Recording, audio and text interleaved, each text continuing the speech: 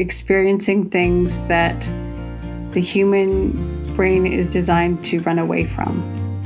And we're running to them. And it's going to have an impact.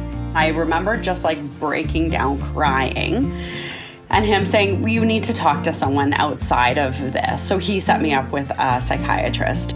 I remember several years back, she'd said to me one day, she said, honey, I think you happen to be in the orange. And that's a reference to the Working Mind First Responders program. And I went, wow, you're right.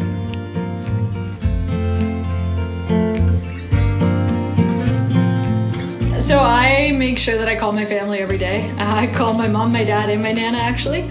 It's something that I've done ever since I've moved away from home, whether that was for university or out to Jasper to pursue this career. It's really important, even a couple time zones away. I know that my dad will answer my call at any time. So if I have a rough call, I know I can call him right away. I have a dog, and I'm lucky enough to be able to bring her to work most days. So she sits with me at the station here. After a long call, it's really cool when I just let her into the bays and she's saying hi to everyone. She's all excited to see everyone.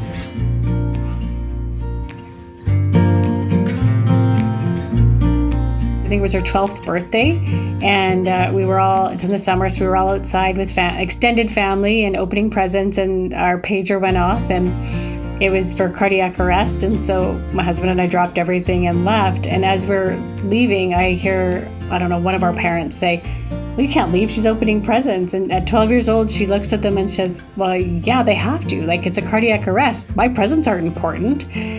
And in a way, I was very proud to think that she understood that giving to others and taking care of others is a priority. But then also looking back, it kind of makes me sad that I did never want them to feel that they were less important to us.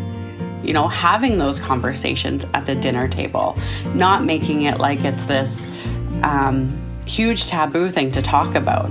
We need to recognize that it takes an extreme amount of courage for somebody to put up their hand and say, you know what, I'm not doing all right now. You know what, I need a little bit of support. There are multiple generations that have come up before us, and we use terminology like suck it up and move on, or things like this is what you signed up for. This does none of us any good. Communication has to be key, because if something was bothering me from work, you know what, I'm probably going to bring that home.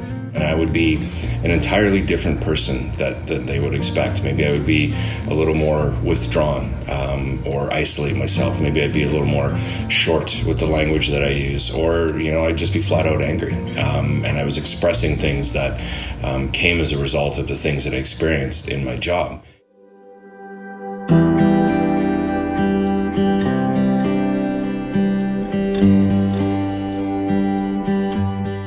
That sort of superhero idea around here's your cape, go have a good career. We don't give a second thoughts to the impact of things like that.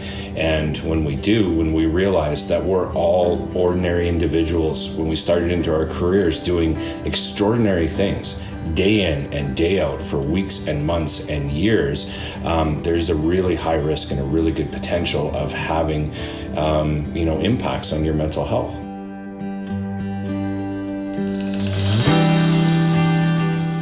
Connection with other people is probably like the number one advice that I can give families.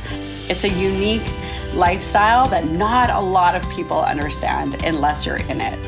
Education for families together in learning about just overall wellness and mental health in general together, like learning it together so that then they can have those conversations and reflect on them.